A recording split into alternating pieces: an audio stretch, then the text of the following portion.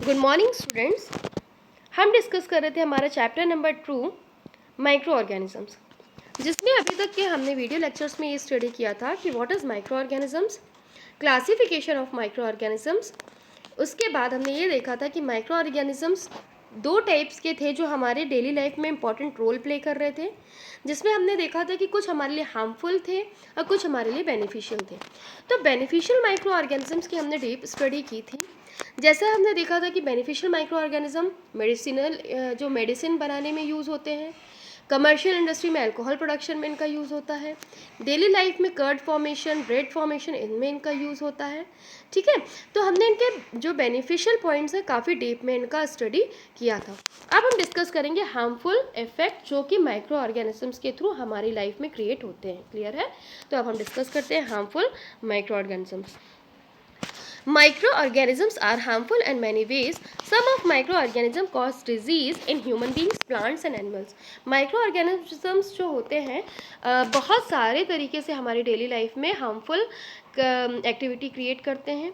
बहुत से micro organism ऐसे होते हैं जो कि केवल ह्यूमन बीइंग में डिजीज़ कॉज करते हैं। कुछ माइक्रो ऑर्गेनिजम्स होते हैं जो प्लांट में डिजीज़ कॉज करते हैं। कुछ माइक्रो ऑर्गेनिज्म ऐसे होते हैं जो एनिमल में डिजीज़ कॉज करते हैं। Such disease causing micro organisms called pathogen. ये जो माइक्रो ऑर्गेनिजम्स है जो डिजीज कॉज करते हैं, इनको पैथोजन बोला जाता है। सब micro organism spoil food, clothing and लेथर। Let us study more about their harmful activities.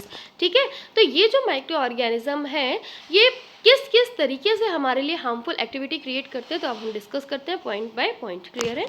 First point है disease causing micro organisms in human.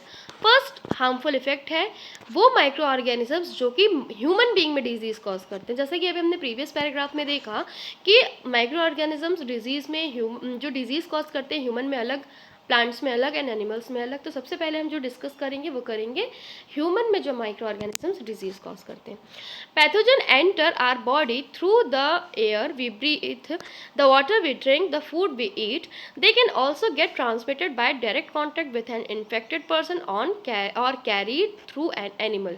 Pathogens जो होते हैं हमारी बॉडी में किस किस कैरियर मतलब किस किस मीडियम से एंटर करते हैं, तो वो मीडियम है आपके एयर जो हम ब्रीथ लेते हैं, जिससे हम ब्रीथ करते हैं, वाटर जो हम पीते हैं, फूड जो हम खाते हैं। ठीक है, तो पैथोजन तीन मीडियम से जिनके थ्रू हमारी बॉडी में एंटर कर सकते हैं, एयर, वाटर एंड फूड।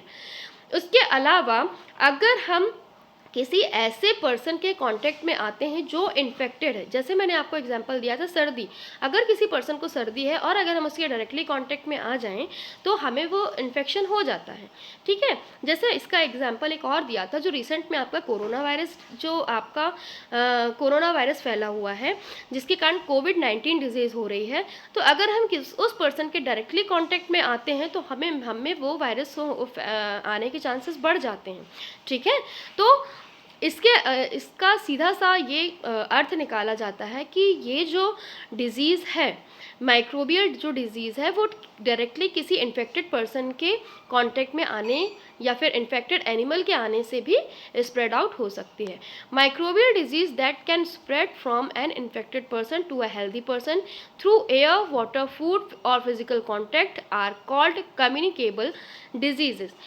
वो डिजीज़ जो कि किसी इन्फेक्टेड पर्सन से अनइन्फेक्टेड पर्सन में एयर, वाटर, फूड और फिजिकल कांटेक्ट के थ्रू स्प्रेड होती है, उसको बोला जाता है कम्युनिकेबल डिजीजेस। ठीक है, कम्युनिकेबल डिजीज़ कौन सी डिजीज़ होती है? जो कि एक इन्फेक्टेड पर्सन से अनइन्फेक्टेड पर्सन में एयर, वाटर, फूड और फिजिकल कांटेक्ट में आने से स्प्रेड आउट हो रही है, वो आपकी कहलाती है communicable disease. Examples of such disease include cholera, common cold, chicken pox, tuberculosis. आपको पता है कि जैसे अगर किसी को चिकन पॉक्स हुआ है तो हमारे फैमिली मेम्बर्स मना करते हैं कि आप उनके कांटेक्ट में मत आइए या फिर आप उनके पास मत जाइए, क्योंकि उनमें प्रेजेंट जो वायरस होते हैं वो आपकी बॉडी में इफेक्ट कर सकते हैं और आप इन्फेक्टेड हो सकते हो, जिसके कारण कि आपको भी चिकन पॉक्स होने की पॉसिबिलिटी बढ़ जाती है।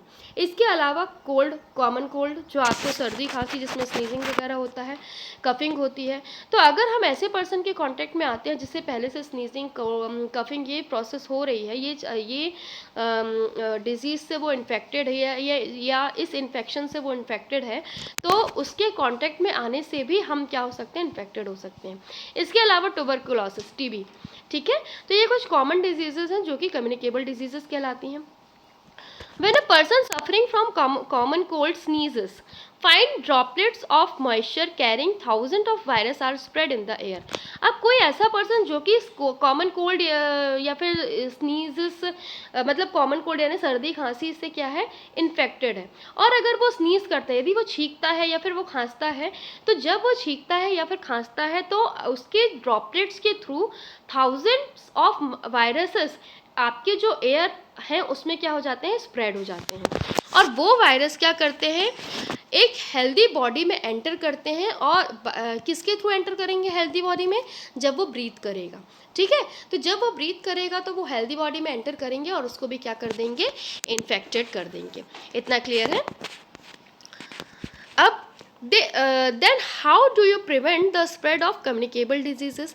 अब क्वेश्चन ये होता है कि जब हमें पता है कि वो एयर के थ्रू आपका जो स्नीजिंग कफिंग है ये स्प्रेड हो रहा है, तो हम इस कम्युनिकेबल डिजीजेस से, चाहे आपका इन्फ्लुएंजा हो, चाहे आपका कॉमन कोल्ड हो, चाहे आपका चिकन पॉक्स हो, तो हम इससे कैसे अपने आप को बचा सकते हैं, अपने आप को कैसे सेव कर सकते हैं।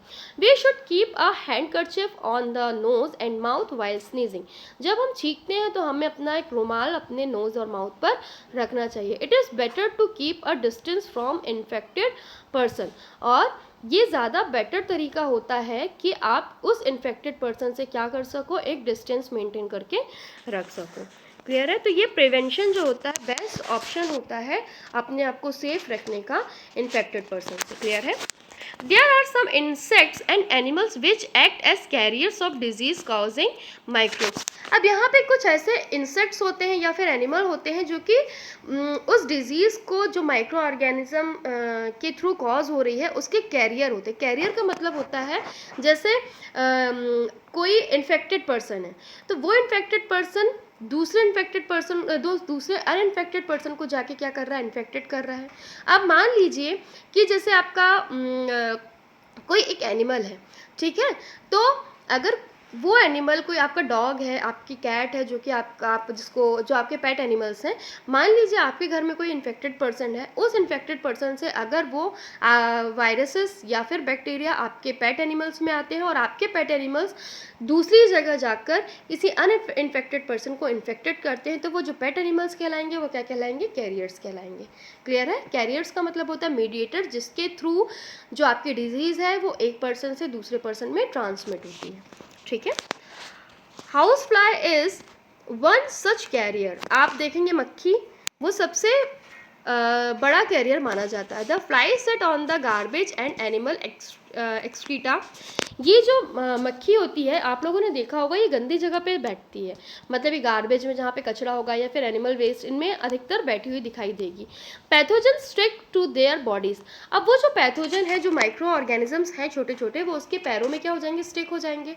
अब वो जो फ्लाई है जब जाकर किसी अनकवर्ड फूड पर या फिर किसी ऐसे किसी खाई जाने वाली चीज़ पर बैठेगी, तो वो जो पैथोजन है उस फ्लाई के थ्रू आपकी बॉडी में, आपके फूड में ईजिली क्या कर जाएंगे, इन्फेक्ट हो जाएगा, आपका फूड ईजिली इन्फेक्ट हो जाएगा। और जब आप उस फूड को लेते हैं तो आपका वो इन्फेक्टेड फूड आप जब आपकी बॉडी में एंटर कराएंगे तो आप भी उस ऑर्गेनिज्म के थ्रू ये आप उस बीमारी से क्या हो सकते हैं, इन्फेक्ट हो सकते हैं। क्लियर है। तो यहाँ पे कैरियर का काम किसने किया, मक्खी ने किया, फ्लाई ने किया, जो कि सबसे पहले जाके गार्बेज पे बैठी या फिर किसी एनिमल एक्सक्रीटा पे बैठी, और उसके बाद जब वो किसी अनकवर्ड फूड पे आके बैठती है तो वो जो ऑर्गेनिज्म उसके पैरों में चिपकते हैं वो जाके आपके फूड में एंटर करेंगे। जब वो फूड आप खाएंगे तो वो फूड आप के थ्रू ऑर्गेनिजम्स आपकी बॉडी में एंटर करेंगे, और जब वो फूड के थ्रू ऑर्गेनिजम्स आपकी बॉडी में एंटर करेंगे तो ऑब्वियस सी चीज़ है कि आप क्या हो जाएंगे, बीमार हो जाएंगे। इसलिए कहा जाता है कि खाई जाने वाली चीज़ों को कभी भी खुला नहीं छोड़ना चाहिए। क्लियर है। Whoever whoever eats the contaminated food is likely to get sick, so it is advisable to always keep food covered. ठीक है, तो इसलिए बोला जाता है कि फूड को हमेशा कवर करके रखना चाहिए. Avoid consuming uncovered items of food. हमेशा ही अनकवर्ड आइटम्स को, जो फूड आइटम्स होते हैं, उनको खाने से बचना चाहिए. Another example of a carrier is female anopheles mosquito. इसका एक और एग्जाम्पल है फीमेल एनाफिलीज मॉस्किटो. ठीक है, मच्छर, जो कि एक मच्छर की स्पीशीज है, which carries the parasites of malaria. ये क्या करती है, जो आपका एनाफिलीज मॉस्किटो होता है, आपको पता है कि एनाफिलीज के काटने से मलेरिया होता है, तो ये करती क्या है बेसिकली, ऐसे क्या करती है जिससे हमें मलेरिया कॉज होता है. तो ये क्या करती है, which carries the parasites of malaria.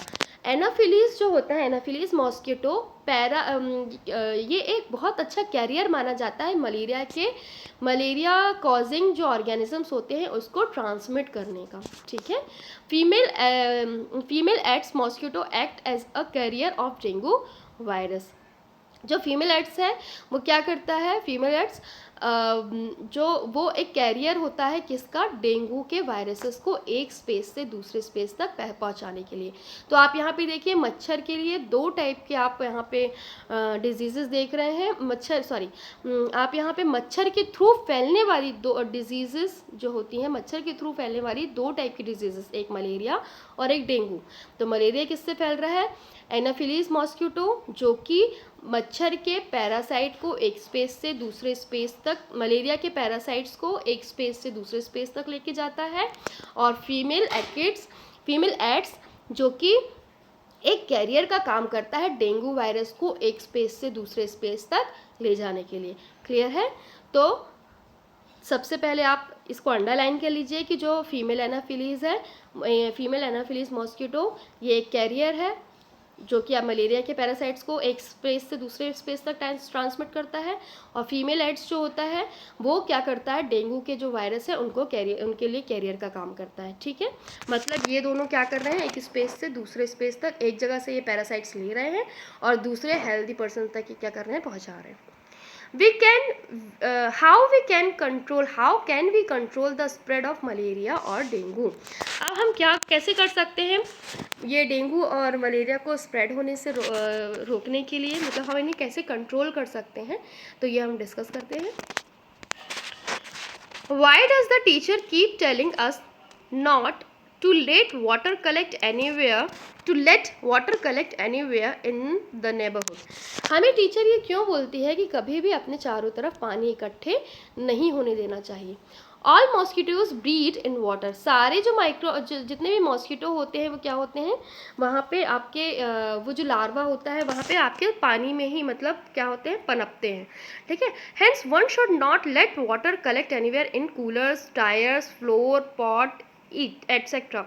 अगर हम कहीं पे भी पानी इकट्ठा होने दे रहे हैं, चाहे आपका कूलर हो, चाहे आपका टायर हो, चाहे आपका फ्लावर पॉट हो, ठीक है, फ्लावर पॉट हो आपका, ये सारी जगह अगर हम कहीं पे भी पानी को इकट्ठा होने दे रहे हैं तो होता क्या है कि इन पानी जहाँ पर इकट्ठा होता है वहाँ पे मच्छर के जो लार्वा होते हैं, मतलब एक्चुअली जो लार्वा होते हैं, जो इन्फेक्टेड जो माइक्रो ऑर्गेनिजम्स होते हैं, वो ईजिली क्या करते हैं, वो ग्रो करते हैं. ठीक है, और जब वो ईजिली ग्रो करते हैं उसके बाद उसके बाद क्या करते हैं कि ये ऑर्गेनिजम्स ईजिली एक स्पेस से दूसरी स्पेस तक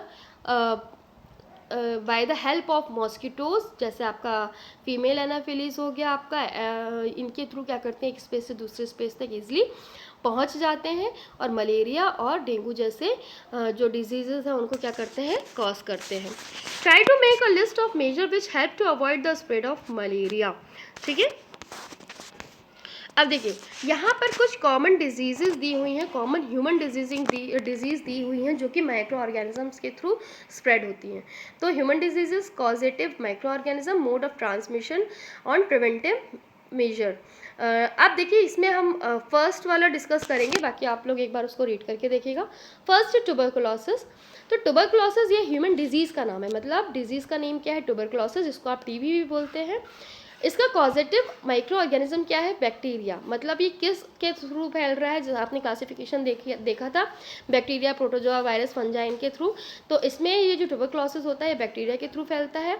mode of transmission, mode of transmission का मतलब होता है एयर के थ्रू फैल रहा है, वाटर के थ्रू फैल रहा है, फिजिकल कॉन्टैक्ट के थ्रू फैल रहा है, हाथ, मतलब जैसे हाथ में लाना है ना, या फिर फूड के थ्रू फैल रहा है। तो आपका जो ट्यूबरक्लोसिस है, ये जो कॉजेटिव माइक्रो ऑर्गेनिज्म बैक्टीरिया है, और इसका जो मोड ऑफ ट्रांसमिशन है वो क्या है? एयर। मतलब ये एयर के थ्रू एक स्पेस से दूसरी स्पेस में पहुंचता है।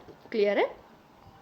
इसके अलावा आपका जो मीजल्स है, मीजल्स भी आपका वायरस के थ्रू, इसका जो माइक्रो ऑर्गेनिज्म है, पॉजिटिव माइक्रो ऑर्गेनिज्म, वो है आपका वायरस। मोड ऑफ ट्रांसमिशन है आपका एयर।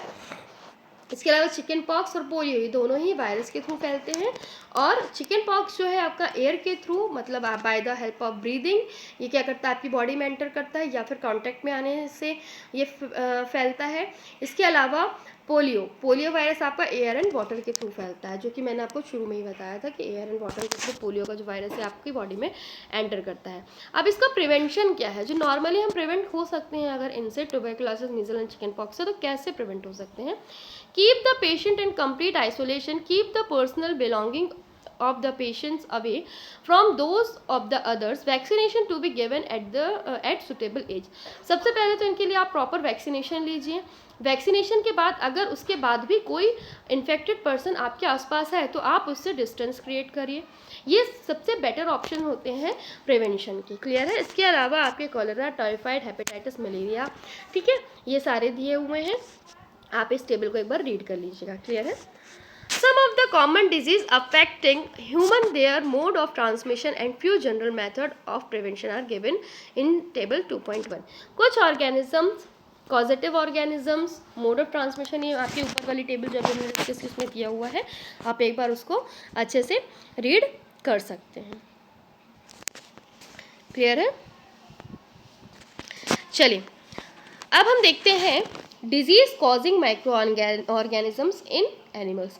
तो अब हम एनिमल के ऑर्गेनिजम्स को डिस्कस करें जो कि एनिमल में डिजीज़ कॉज करते हैं। उसके पहले हम एक बार क्या करते हैं, इसका रिकैप ले लेते हैं।